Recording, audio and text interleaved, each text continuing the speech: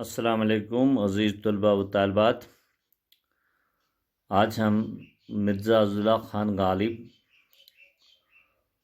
ان کے پہلے غزل جو ہمارے نصاب میں شامل ہیں چند اشعار کی تشریح کرنے کی کوشش کریں گے ہم۔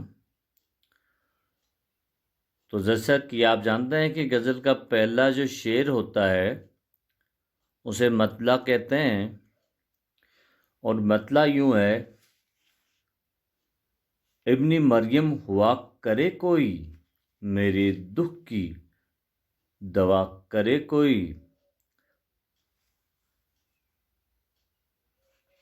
اور اس غزل کا دوسرا شعر یہ ہے: شرح و آئین پر مدار سہی، ایسے قاتل کا کیا کرے کوئی، چال جیسے کڑی کماں کا تیر، دل میں ایسے کہ جا کرے کوئی، بات پروں زباں کٹتی ہے، وہ کہیں اور سنا کرے کوئی، بک رہا ہوں جنون میں کیا کیا، کچھ نہ سمجھے خدا کرے کوئی۔ یہ چونکہ یہ غزل جو ہے 10 اشعاروں پر مشتمل ہے، آج ہم ان کے پہلے 5 اشعار جو ہیں ان کی تشریح کرنے کی کوشش کریں گے۔ مطلع سے شروع کرتے ہیں کہ ابن مریم ہوا کرے کوئی، میرے دکھ کی دوا کرے کوئی۔ یہ ابن مریم جو ہے حضرت عیسیٰ علیہ السلام کو کہتے ہیں، تو ان سے کہ یہ ہے کہ حضرت عیسیٰ علیہ السلام جو ہے وہ مردوں کو زندہ اور بیمار کے دکھ و درد کو دور کیا کرتے تھے۔ اس لیے شاعر فرماتا ہے، یعنی کہ غالب اپنے اس شعر میں فرماتا ہے کہ اگر کوئی عیسیٰ ہے تو تب جانو کہ کوئی میرے دکھ جو اس کے غالب کے دکھ و درد ہیں وہ دور ہو سکتے ہیں۔ یعنی کہ اگر کوئی عیسیٰ ہے تو ہوا کرے، میں تب جانوں کہ میرے دکھ دور ہوں گے۔ شاید یہ بیماری جو ہے عشق کی بیماری ہے، اس کا علاج صرف شعر کے مطابق عیسیٰ کے پاس ہی ہے، ابن مریم کے پاس ہی ہے، کیونکہ اصل میں یہ کوئی مرض نہیں ہے بلکہ ایک قسم کا وہم ہے، گمان ہے، اور وہم کا علاج نہیں ہوتا ہے۔ تبھی تو یہ فرماتے ہیں ابن مریم ہوا کرے کوئی، میرے دکھ کی دوا کرے کوئی، شرح و آئین پر مدار سہی، ایسے قاتل کا کیا کرے کوئی۔ میں نے مانا کہ دنیا کا مدار قانون پر ہے، یعنی کہ غالب فرماتا ہے کہ میں مانتا ہوں کہ دنیا جو ہے اس کا مدار جو ہے وہ قانون پر ہے، اور قاتل کو قتل کی سزا دی جاتی ہے۔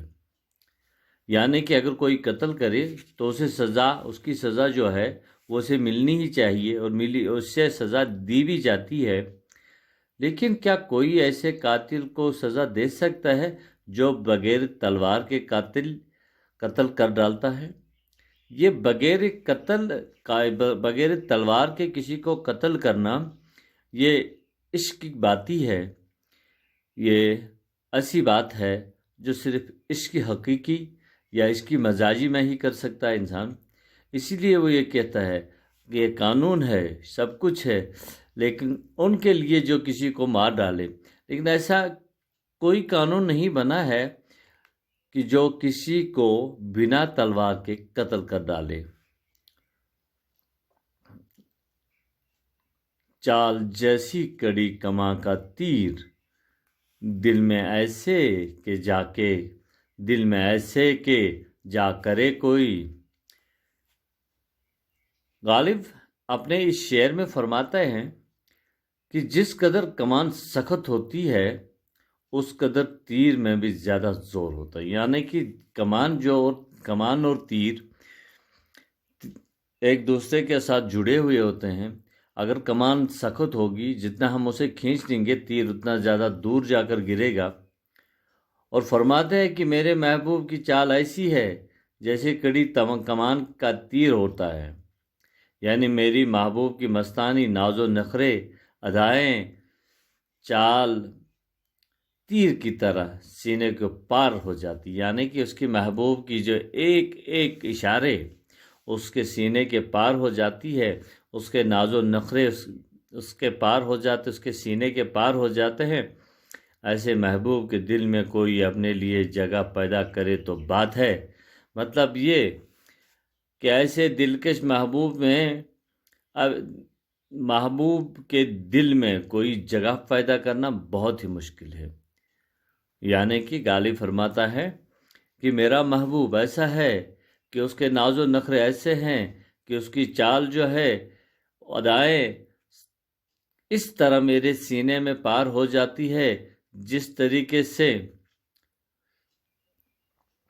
طریقے سے ایک زوردار ایک سخت کمان سے تیر جب نکل جاتا ہے، لیکن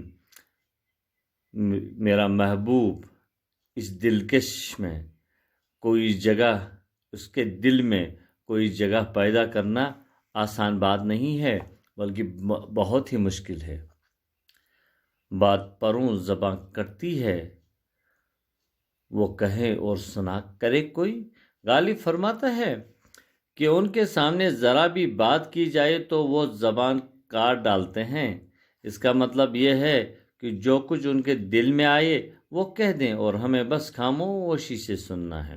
یعنی کہ اس کا محبوب جو کچھ بھی اسے کہے بس سامنے بیٹھ کے اس کے سے جی بھر کے دیکھنا ہے، اور پھر اس سے کچھ نہیں، یہاں مطلب اس صرف خاموشی سے سننا ہی سننا ہے۔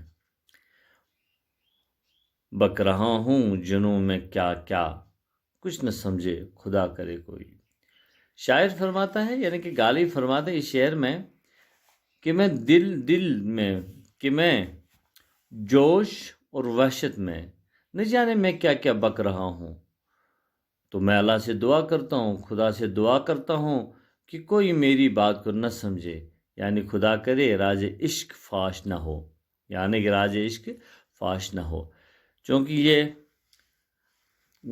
غالب کے غزل کے 5 اشعار کی تشریح ہم نے آسان لفظوں میں کرنے کی کوشش کری ہے، اور کل اور 5 اشعار اس کے ہیں، کیونکہ یہ غزل نمبر 1 جو ہے اس میں کل 10 اشعار ہیں، 5 کی ہم نے تشریح کری ہے، اور 5 انشاءاللہ کل پھر کر لیں گے۔ تب تک کے لیے میں آپ سے اجازت چاہتا ہوں۔ اللہ حافظ۔